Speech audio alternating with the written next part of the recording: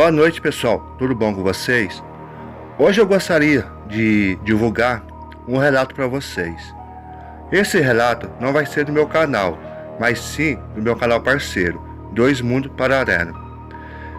É um relato que vai trazer para vocês coisas novas sobre o lobisomem. É um relato muito bom. Então eu gostaria de estar divulgando esse relato aqui para vocês já estar ciente desse relato que vai sair no YouTube. Se eu não me engano, vai sair no dia 22 de dezembro, às 4 horas da tarde, no canal Dois Mundos Paralelos. É sobre um rapaz que ele afirma ser um lobisomem alpino. Nesse relato, vai ter muitas coisas novas que vocês nunca imaginavam que poderia existir entre as feras.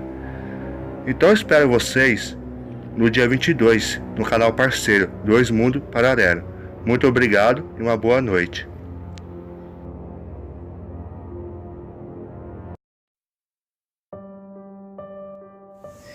Boa noite, Luiz. Boa noite a todos os inscritos do canal Lendas ou Realidade. Bom, Luiz, eu estou enviando aqui um pequeno relato para você. Eu escolhi o seu canal pela seriedade que você trata do assunto relacionado ao lobisomem. E, em primeiro lugar, pela seriedade. E, em segundo lugar, porque o seu jeito de contar histórias me cativa e me lembra muito dos meus tempos de infância, quando eu sentava naqueles bancos de madeira no quintal de casa da fazenda onde morávamos, onde passei a minha infância, e ficava junto com a minha mãe contando histórias para nós, e a gente olhando as estrelas, ouvindo pacientemente a minha mãe contar histórias.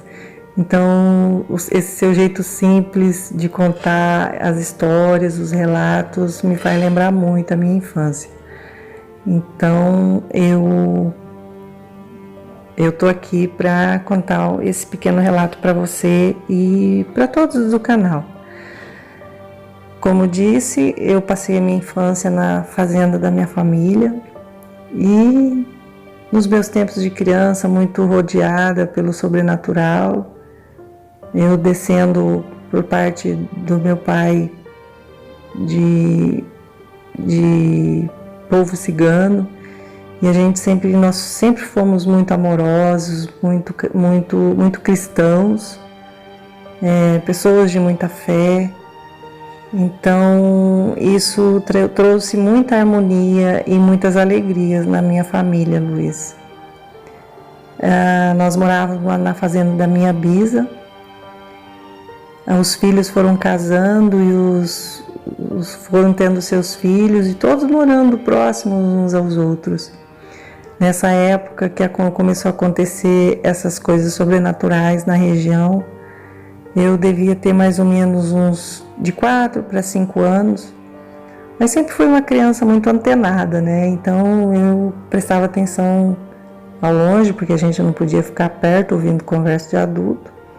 Mas eu ficava antenada, meio que à distância, ouvindo tudo, né? Tudo prestando atenção nas histórias que os adultos contavam.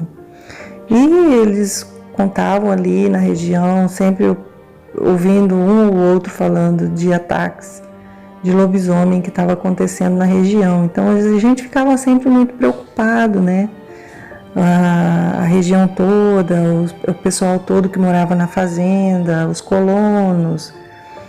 E inclusive, Luiz, na época de lua cheia, a minha mãe, que era muito sensitiva, ela não deixava a gente ficar do lado de fora, no quintal, né?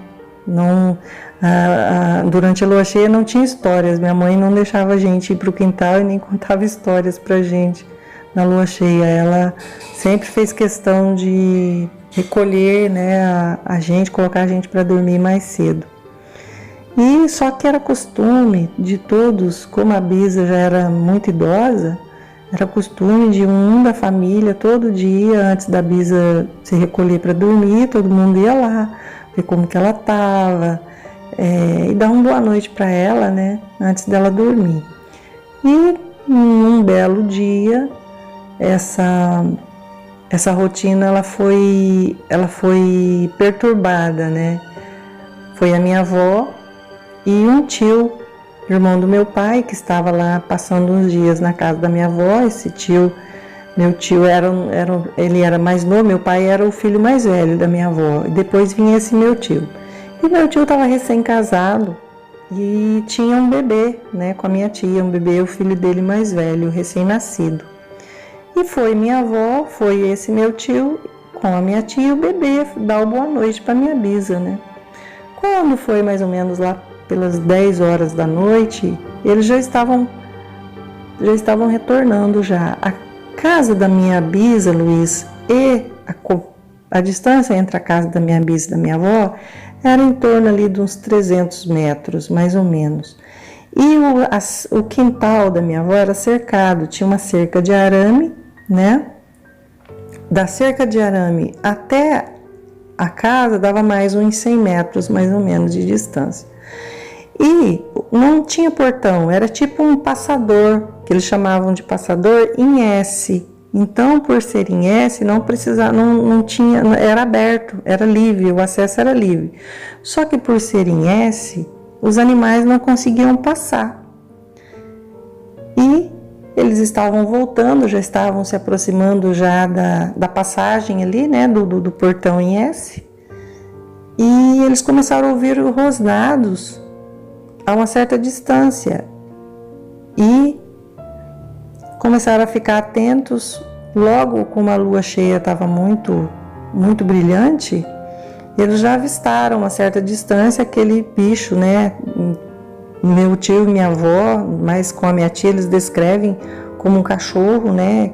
Grande, parecia um cachorro grande, peludo, e vinha em 4 patas, rosnando para eles. E eles apertaram o passo. Quando ele chegou, Luiz, próximo, meu tio passou o portão em S com a minha tia, minha avó, e o bebê estava no colo da minha tia. Quando ele chegou próximo da cerca meu tio, minha avó e a tia já tinham passado, ele ficou de pé como um homem.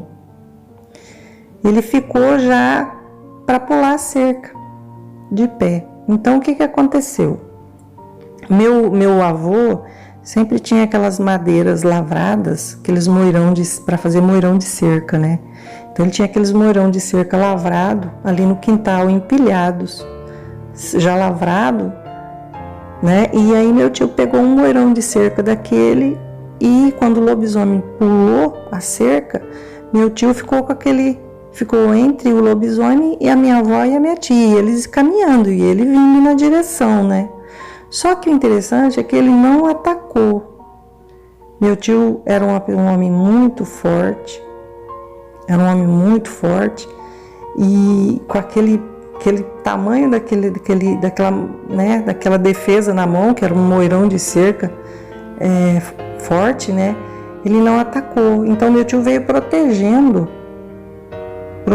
a minha avó e a minha tia, que estava com o bebê no colo, até eles entrarem, né? Entrar para dentro de casa. E aí, o que aconteceu? Esse bicho ficou a madrugada toda rondando a casa, não forçou janela, não forçou nenhuma porta, mas ficou arranhando as paredes, arranhando a janela, tipo perturbando, sabe? Mas se ele quisesse entrar, ele teria entrado, porque eu me lembro bem de como era a porta da minha avó, da casa da minha avó, as janelas, o telhado. Se ele quisesse subir no telhado e destelhar, ele teria entrado tranquilamente. O bebê não tinha sido batizado ainda, né? Meu primo recém-nascido não tinha sido batizado ainda. Então ele ficou ali rondando e apavorando, né? Mas não forçou. Só arranhou a parede, arranhou a porta e ficou ali fazendo bagunça no quintal. E no outro dia minha avó chamou todo mundo, mostrou os arranhões, né? Ficou os arranhões na janela, na porta, para todas as pessoas verem, né? E isso, o interessante Luiz, que assim, eu hoje vejo esse lado místico, né, do povo cigano, da gente sermos pessoas de muita fé. Então, por mais que nós não sigamos a tradição cigana, mas nós herdamos do meu avô paterno, né, da tradição cigana, a fé, as orações, a união em família, o amor, né, de serem pessoas amorosas umas com as outras. Pelo menos isso a gente teve muito na minha família, né, muito amor entre minha família paterna, meus tios, e somos pessoas de muita fé, sempre fomos muito cristãos, e isso talvez tenha contribuído para que talvez não tenha ocorrido um ataque, né?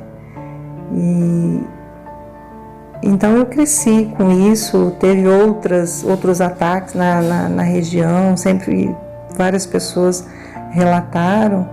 E então é isso aí, Luiz. Depois mudamos para a cidade para poder estudar e paramos de conviver com esse lado místico, né, de que é morar no campo, morar próximo à natureza e estar vivenciando de perto esses eventos aí que para muita gente é pavoroso, mas ao mesmo tempo é intrigante e isso sempre me despertou muita curiosidade. No entanto, estou aqui como assinante do seu canal, como inscrita do seu canal e inscrita em outros canais também, sempre procurando uma explicação plausível para esse fenômeno, né, tão transcendental, que eu vejo como transcendental, que é os relatos e as ocorrências de lobisomem em território brasileiro e talvez em outros lugares também, em outros países.